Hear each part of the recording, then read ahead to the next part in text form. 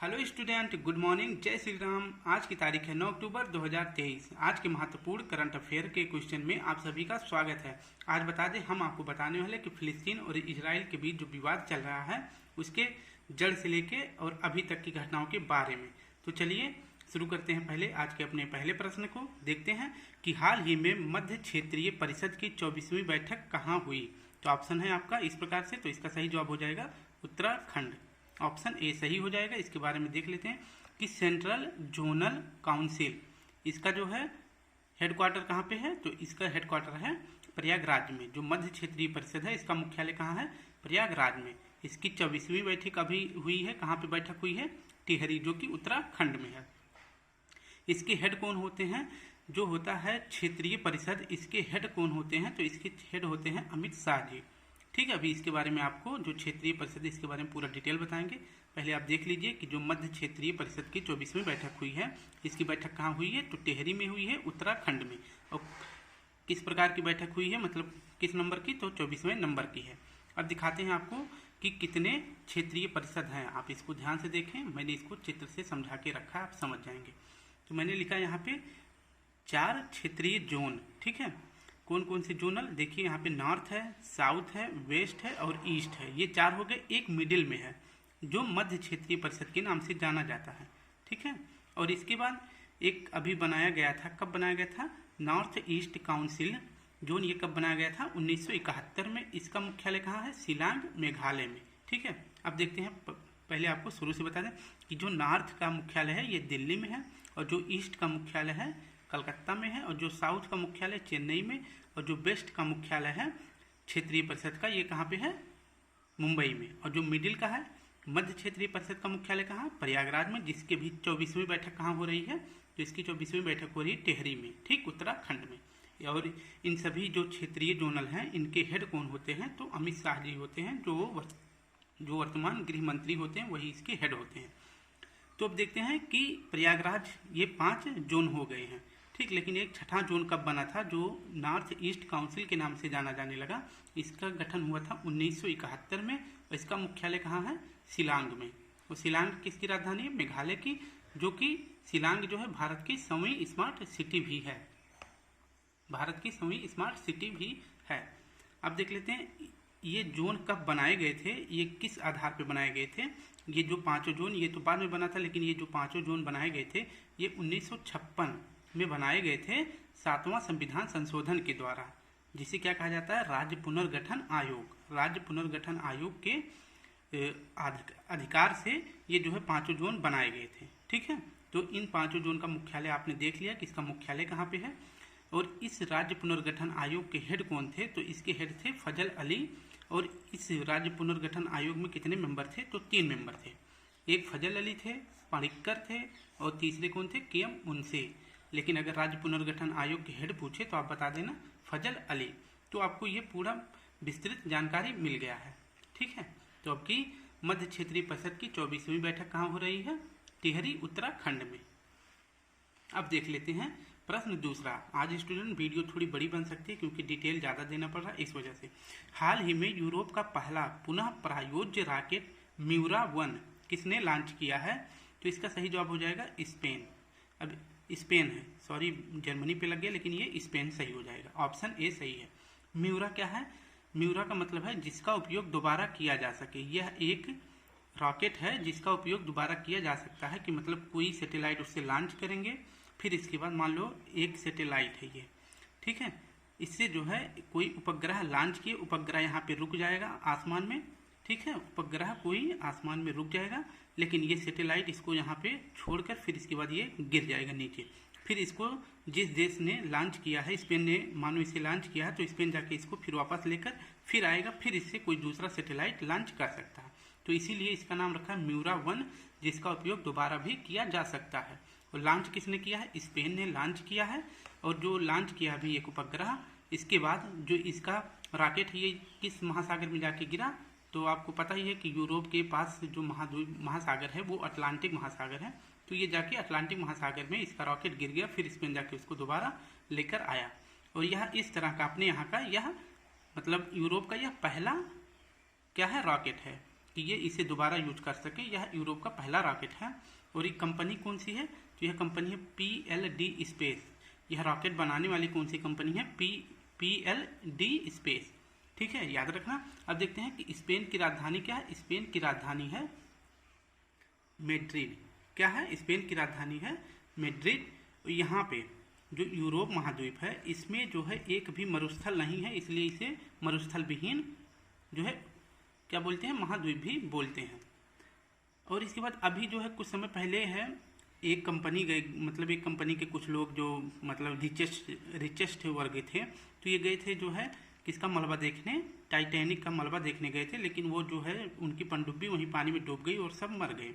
तो इसलिए अभी इस बारे में जो है चर्चा ज़्यादा हो रही थी। तो हो सकता है इसे क्वेश्चन जो है एग्जाम में पूछ ले कि ये जो टाइटन पनडुब्बी बनाई गई थी ये कंपनी कौन सी? आपको इसको कमेंट में हमको बताना कि कंपनी कौन सी है। ठीक है। और यह टाइटन जो है, यह टाइटन जाके किस महासागर में डूब गया था? तो अटलांटिक में डूब गया था, क्योंकि जो टाइटैनिक जहाज था वो जो है किस महासागर में डूबा था? तो वह अटलांटिक महासागर में ही डूबा था। और अटलांटिक महासागर का आकार कैसा है? तो यस आकार का है। ठीक है, नेक्स्ट प्रश्न देख लेते हैं। प्रश्न है कि चर्चा में रही वल्कन 2020 परियोजना का संबंध किस देश से है? तो इसका सही जवाब हो जाएगा ब्रिटेन से। अब इसके बारे में देख लेते हैं, थोड़ा जल्दी बताएंगे अब की बार। वल्कन 2020 लॉन्च किसने किया? ब्रिटेन ने। यह विश्व का सबसे शक्तिशाली लेजर है। ठीक है, यह विश्व का सबसे शक्तिशाली लेजर है। और यह कार्य जो है, इसका कार्य जो है स्टार्ट कर दिया गया है, लेकिन कब तक चलेगा यह कार्य? यहाँ इस लेजर को बनाने में 6 साल लग जाएंगे। अब जो 2020 है, ये 2020 कहाँ से आया है? तो इसमें एक 20 का मतलब है गुना अधिक शक्तिशाली होगा। जो यह वर्तमान लेजर से 20 गुना अधिक शक्तिशाली होगा जब यह 6 साल बाद लॉन्च किया जाएगा। ठीक है, एक 20 तो ये होगा। दूसरा 20 क्या है कि 20 किलो जूल जो है आउटपुट करने वाला है। इसलिए दोनों 20 का अर्थ आपको पता चल गया कि यह वर्तमान लेजर से 20 गुना शक्तिशाली होगा और इसके बाद 20 किलो जूल आउटपुट करने वाला है। ठीक है, तो इसको किसने लॉन्च किया है? वाल्कन 2020 ब्रिटेन ने। ठीक है, अब देखते हैं कि जो लीगो है, लीगो इंडिया में लॉन्च किया गया। कहाँ से? तो हिंगोली महाराष्ट्र से शुरू किया गया है। आदित्य L1 किस रॉकेट से लॉन्च किया गया है? PSLV C57। याद रखना स्टूडेंट। एक चीज आपको बता दें, बहुत महत्वपूर्ण है कि इंग्लैंड किसे कहते हैं, ब्रिटेन किसे कहते हैं, ग्रेट ब्रिटेन किसे कहते हैं, यूके किसे कहते हैं। मैं इसका जो है आपको कमेंट बॉक्स में मतलब इसका लिंक जो है आपको प्रोवाइड कर दूंगा। आप इसमें जाके देख सकते हैं वीडियो। मैंने इसको बहुत अच्छे से बना के रख दिया है, तो आपको दोबारा कन्फ्यूजन नहीं होगा। बस प्ले लिस्ट में मैंने इसको बना के सेव कर रखा है। मैं उसका लिंक आपको कमेंट बॉक्स में पिन कर दूंगा। आप वहाँ से इसकी वीडियो पूरा देख सकते हैं। छोटी से लेकर बड़ी जानकारी इसमें मैंने दे रखी है। तो इस प्रकार से वाल्कन 2020 किसका हो जाएगा? ब्रिटेन का। अब नेक्स्ट प्रश्न है कि 19वें एशियाई खेलों में भारतीय दल ने कुल कितने पदक जीते हैं? तो इसका सही जवाब आप बताएंगे। पहले इसकी व्याख्या देख लेते हैं कि 19वां आसियान गेम्स 2023 कहाँ हो रहा है? हांगजो, चीन में। ठीक है, इसमें ध्वजवाहक जो उद्घाटन कर रहे थे तो इनमें कौन थे? हरमनप्रीत कौर भारत की तरफ से और लवलीना बोरगोहन, ये हॉकी की हैं। और इसके बाद लवलीना बॉक्सिंग की प्लेयर हैं। तो ध्वजवाहक उद्घाटन में हरमनप्रीत कौर और लवलीना शामिल थी। और इसके बाद समापन में कौन थे? तो PR सिरजेश जो कि हॉकी के गोल कीपर थे। ये हो गया आपका 19वां गेम्स के बारे में जानकारी। अब देखते हैं कि कौन पदक तालिका में किस स्थान पर है। तो देख लेते हैं कि इंडिया का स्कोर कितना है। तो इंडिया जो है 38 सिल्वर जीता है। ठीक है, 28 गोल्ड और 41 कांस्य। अब टोटल कितना पदक हो गया भारत का? तो 8 8 16 1 17 देखिए यहाँ पे 7 है, तो ऑप्शन सी आपका सही हो जाएगा। 107 पदक भारत ने जीता है। अब ये जो कुच्ची कुच्ची आंखों वाले हैं, ये इनका तो निशाना कितना तेज होता है आपको पता ही होगा कि इनकी इतनी छोटी आंखें जो है सिर्फ उनके निशाने पे ही टिकी रहती हैं, क्योंकि वो ज़्यादा देख नहीं सकते, छोटी सी होती है, सिर्फ क्या देखते हैं? उनका निशाना ही दिखता है। इसलिए इन्होंने गोल्ड कितना जीता है? 201 गोल्ड जीत लिए हैं, 111 सिल्वर, 71 कांस्य पदक। तो टोटल इनका कितना हो गया? 383। तो चीन इस पदक तालिका में 19वां एशियन गेम्स में चीन पहले स्थान पे है, जापान दूसरे स्थान पे, कोरिया तीसरे पे और भारत अपना चौथे स्थान पे है। और कॉमनवेल्थ गेम में भारत जो है कॉमनवेल्थ गेम में चौथे स्थान पे और पहले स्थान पे कौन है? तो उसमें ऑस्ट्रेलिया है। ठीक है, अब देखते हैं कि भारत पहला अपना गोल्ड मेडल किस में जीता था? तो भारत पहला गोल्ड मेडल जीता था शूटिंग में। कौन कौन थे इसमें? दिव्यांश, ऐश्वर्य और रुद्रांश। महिला क्रिकेट टीम में गोल्ड मेडल जीती थी और इसकी कप्तान हरमनप्रीत कौर थी और श्रीलंका को हरा के गोल्ड मेडल जीती हैं। पुरुष वर्ग में कौन जीता है क्रिकेट में? तो इसमें जो है गोल्ड जीते हैं ऋतुराज गायकवाड़, ये जो हैं कप्तान हैं, और किसे हरा के जीते हैं? अफगानिस्तान को।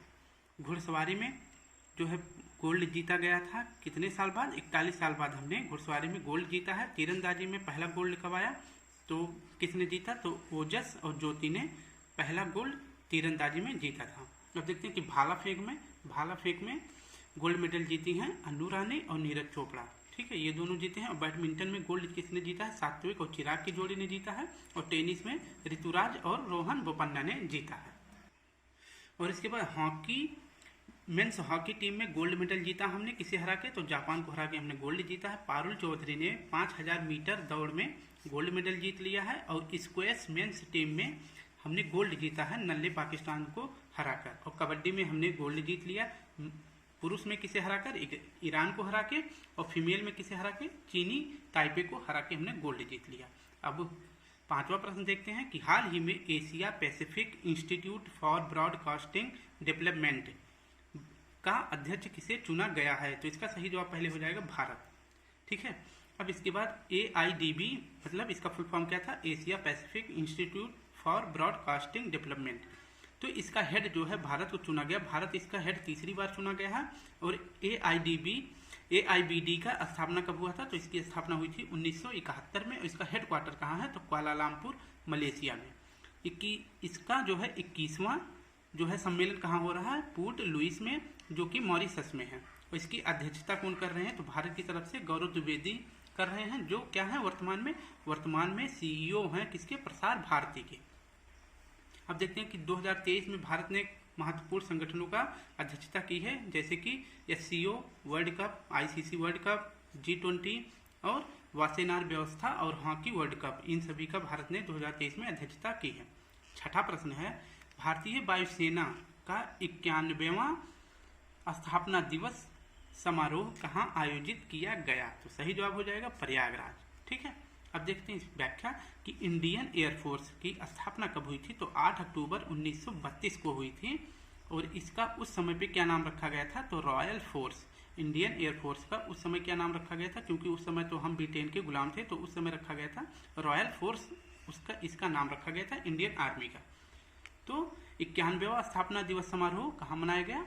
तो इसका स्थापना समारोह बनाया गया है प्रयागराज में। प्रयागराज के किस स्थान पे? बमरौली वायुसेना स्टेशन पर। ठीक है, तो मनाया गया। इसमें जो है एयरफोर्स में जो परेड हेड थी, एक अब की बार महिला परेड हेड हुई, तो जिनका क्या नाम था? तो शालिजा धामी थी। ठीक है, कौन थी? शालिजा धामी। और इसका ध्येय वाक्य क्या है? एयरफोर्स का ध्येय वाक्य क्या है? दिख रहा है ना? हाँ, ठीक है। तो इसका ध्येय वाक्य क्या है? नभ स्पर्शम दीप्तम। ठीक है, नभ स्पर्शम दीप्तम जो है एयरफोर्स का ध्येय वाक्य है। और एयरफोर्स के वर्तमान हेड कौन है? तो VR चौधरी। और परेड की हेड कौन बनी थी? परेड की हेड बनी थी शालिजा धामी। क्वेश्चन इंपॉर्टेंट है, याद रखना। नेक्स्ट प्रश्न देखते हैं। नेक्स्ट प्रश्न है कि हाल ही में रिलायंस के जियो मार्ट का ब्रांड एम्बेसडर किसे बनाया गया है? तो रिलायंस का जियो मार्ट के ब्रांड एम्बेसडर बने हैं MS धोनी। इसकी व्याख्या देख लेते हैं। रिलायंस के जियो मार्ट के ब्रांड एम्बेसडर MS धोनी है। अब देखते हैं कुछ महत्वपूर्ण ब्रांड एम्बेसडर जो बनाए गए हैं, उसके बारे में देख लेते हैं। जैसे कि ICC वर्ल्ड कप के ब्रांड एम्बेसडर कौन बनाए? शाहरुख खान। और ICC वर्ल्ड कप के वैश्विक राजपूत कौन बनाए गए? सचिन तेंदुलकर। और BPCL जो इसका थीम क्या रखा गया है इस बार? Sure for pure. इसके जो है ब्रांड एम्बेसडर राहुल द्रविड़। इन्फोसिस के मेल में कौन बनाए गए? Rafael Nadal. और फीमेल में कौन बनाई गई? ईगा स्वेटा। और पेप्सिको के जो है ब्रांड एम्बेसडर रणवीर सिंह, दीपिका पादुकोण वाले। ठीक है, अब नेक्स्ट प्रश्न देख लेते हैं। प्रश्न है 8वां। हाल ही में मुख्यमंत्री लोक सेवा आरोग्य योजना कहाँ प्रारंभ हुआ? तो सही जवाब हो जाएगा आसाम में। अब इसके बारे में आपको व्याख्या देते हैं कि आसाम के मुख्यमंत्री कौन है? हेमंत बिस्वा।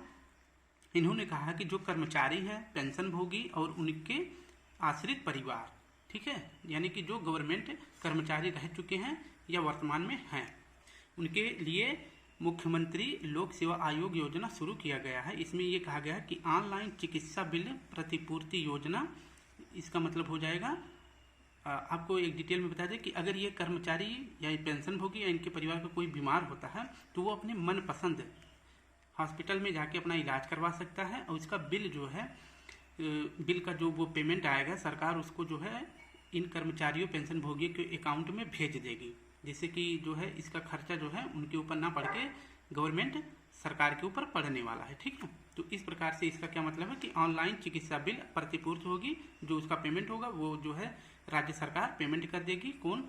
असम के सीएम पेमेंट करेंगे। आप किसी भी मनचाहे अस्पताल में अपना इलाज करवा सकते हैं।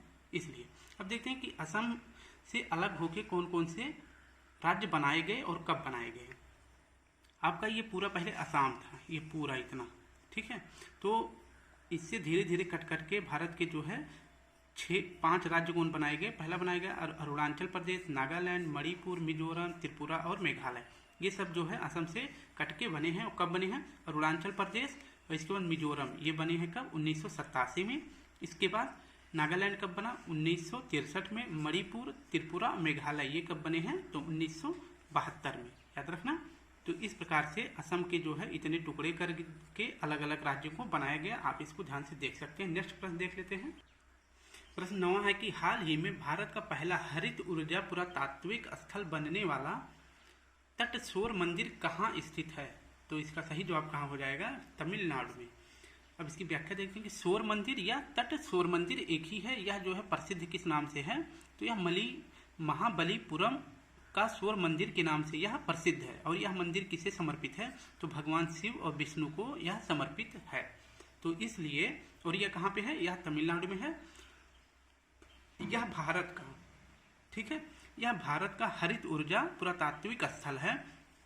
अब हरित ऊर्जा का क्या तात्पर्य है कि यहाँ पे न डीजल, न पेट्रोल, न किसी प्रकार का धुएं, इस प्रकार का यहाँ पे कोई भी वायु प्रदूषण नहीं होगा। क्योंकि यहाँ पे क्या लगाया जा रहा है? यहाँ पे सौर ऊर्जा से चलेगा। यहाँ पे जो लाइटें वगैरह होंगी और यहाँ पे हर एक व्यवस्था जो है पवन ऊर्जा से यह संचालित किया जाएगा। इस प्रकार से यहाँ पे जो है इसका नाम रखा गया हरित ऊर्जा पुरातात्विक स्थल।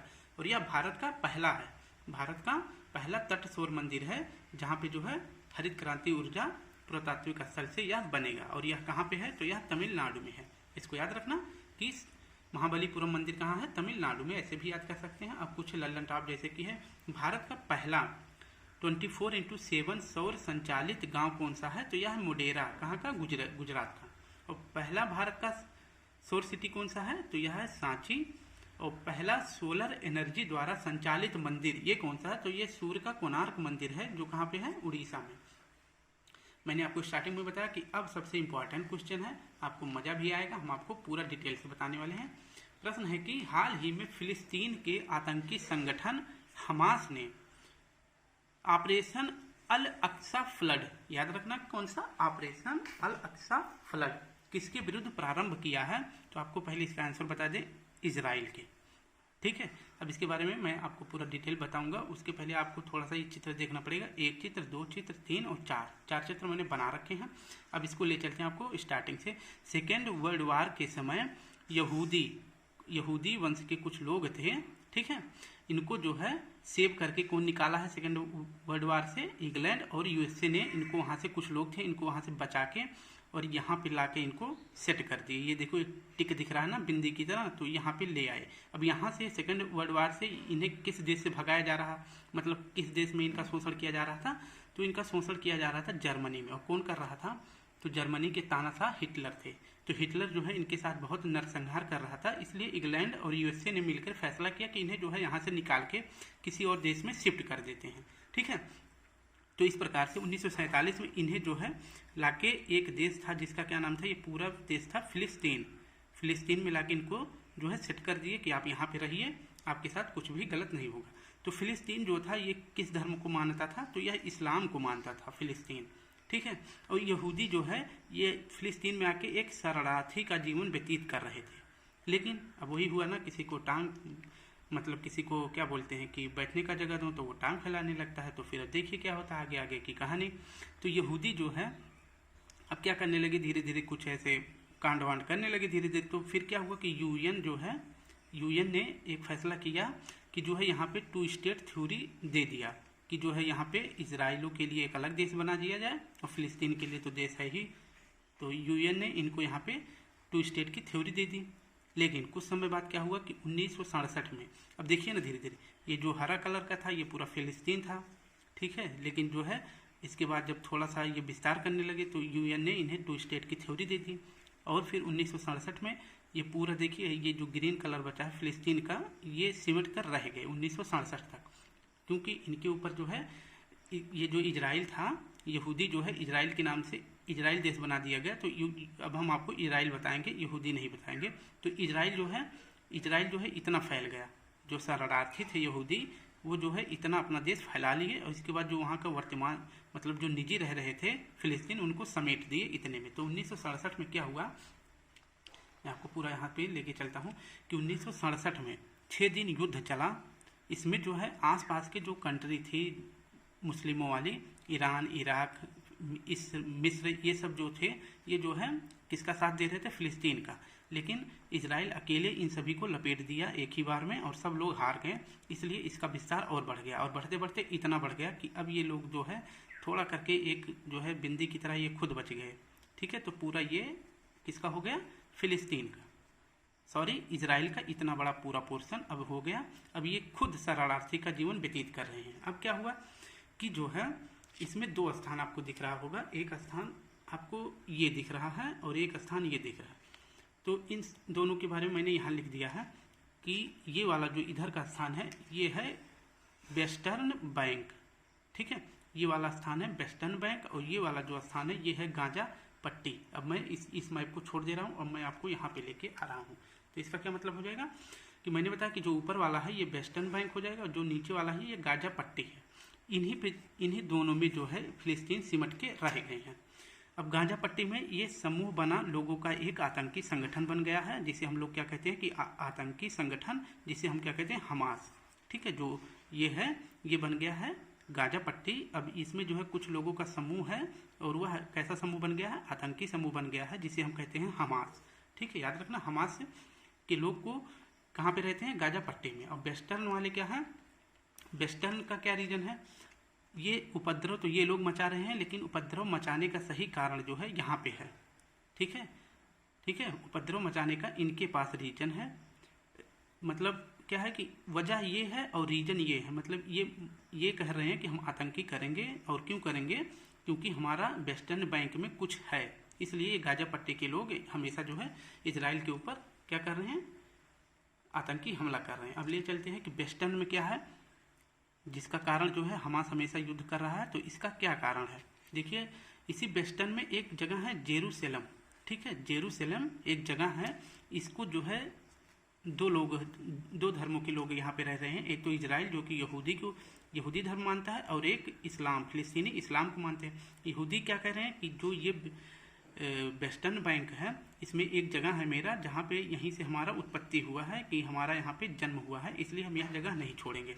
और इस्लाम क्या कह रहा है कि इसी जेरूसलम से होके पैगंबर मोहम्मद साहब जो है स्वर्ग के रास्ते स्वर्ग में गए थे, मतलब इसी रास्ते से स्वर्ग गए थे। तो यही रीजन है कि इन दोनों के बीच यह विवाद चल रहा है। जेरूसलम पर अपना अधिकार यहूदी बता रहे हैं, और इस्लाम वाले बता रहे हैं कि नहीं, इस पर मेरा अधिकार है। दोनों के पास रीजन क्या है, यहूदी बता रहे हैं यहाँ पे हमारा जन्म हुआ है, और इस्लाम कह रहा है कि नहीं, यहाँ पे पैगंबर जो है स्वर्ग के रास्ते गए थे, मतलब यहाँ स्वर्ग इसी रास्ते से होकर स्वर्ग गए थे। और यहाँ पे एक मस्जिद है अल अक्सा मस्जिद, इसको भी बता देंगे। जेरूसलम में एक मस्जिद है कि उसका नाम क्या है, अल अक्सा मस्जिद। अब देखते हैं, फिर मैं चित्र बहुत अच्छे से बना के रखा हूँ, आप परेशान हो, एक एक पॉइंट आपको क्लियर कर देंगे। तो मैंने बताया यहूदी और इस्लाम, ठीक है। अब इस पर जो अधिकार किसका रहेगा, अब इसके बारे में आपको बता दें, खुद फैसला करना कि किसका होना चाहिए, ठीक है। इस पर अधिकार किसका होगा, तो मैं यहाँ पे एक बाउंड्री बना दिया हूँ, ठीक है। ये बाउंड्री है, उसके अंदर 2 डोम बना दिए हैं, 1 डोम 2 डोम। तो ये जो पहला डोम है ऐसे सेम बना भी है, ये जो डोम है ये है अल अक्सा मस्जिद। यहाँ पे जो मुस्लिम लोग हैं यहाँ पे ये नमाज पढ़ना चाहते हैं, लेकिन यहाँ पे इतना जगह है नहीं कि नमाज तब जाके यहाँ पे पढ़ते हैं। ये इनका ये मस्जिद यहाँ पे है, लेकिन जगह ना होने के कारण नमाज यहाँ पे पढ़ते हैं, जिसका इस वाले भाग का क्या नाम है, Dome of the Rock, Dome of the Rock. तो ये जाके नमाज यहाँ पे पढ़ते हैं, ठीक है। तो मस्जिद ये है और डोम ऑफ द रॉक ये है, और यहाँ पे ये नमाज पढ़ते हैं। अभी इसके चारों तरफ जो बाउंड्री है इसका क्या तात्पर्य है, तो इस पर जो है, जो ये मैंने रेड कलर से बना रखा है, तो इसका ये मतलब है कि यहाँ पे यहूदियों का, यहूदी इसे जो है अपना क्या मानते हैं, यहूदी इसे मानते हैं अपना बिलिंग वाल, मतलब इच्छा दीवार। ये अपनी मनोकामना को पूरी करने के लिए, जैसे हम सब जाते हैं, आप जैसे जो मुस्लिम भाई होते हैं मस्जिद में जाते हैं, हम सब हिंदू भाई जो होते हैं वो कहाँ जाते हैं, मंदिर में जाते हैं। तो यहूदी जो है अपनी इच्छा पूर्ति के लिए ये इस दीवार के पास जाते हैं और अपना जो कुछ होता है वो यहाँ पे इच्छा विश मांगते हैं। तो इसलिए अब जो है दोनों एक ही पास पास में है, इसलिए रीजन का कारण है कि जो है इस पे जो है यह अधिकार जो है यहूदी करना चाहते हैं, और इस्लाम जो है इस वजह से कर रहा है क्योंकि यहाँ पे नमाज पढ़ा जाता है, तो ये हमारा हुआ। अब खुद समझ गए होंगे कि विवाद किसके बीच है, अब फैसला कर लेना कि किसको चाहिए किसको नहीं। और ये टोटल जगह कितना है पता है आपको, ये टोटल है 35 एकड़ जमीन है, जिसपे जो है आज कई सालों से जो है इस पर जो है आक्रमण हो रहे हैं फिलिस्तीन और इजराइल के बीच। और इजराइल का जो है अस्तित्व तो बहुत आगे तक निकल गया है, और फिलिस्तीन जो है जिनका पूरा एक समय पूरा देश था, आज उनके पास ये खुद शरणार्थी जीवन व्यतीत कर रहे हैं। ये इसका घटना हो गया। तो आप खुद देख लेना कि इसका सही जवाब तो हो जाएगा इजराइल। और अब आज का विवाद तो समाप्त हो गया। अब हमारा आपसे विवाद है कि प्लीज़ आप लोग वीडियो पूरा देखा करें, लाइक कमेंट शेयर जरूर किया करें। फिर कल मिलते हैं एक नए टॉपिक के साथ। आज के लिए आप सभी को प्यारा सा जय हिंद जय भारत।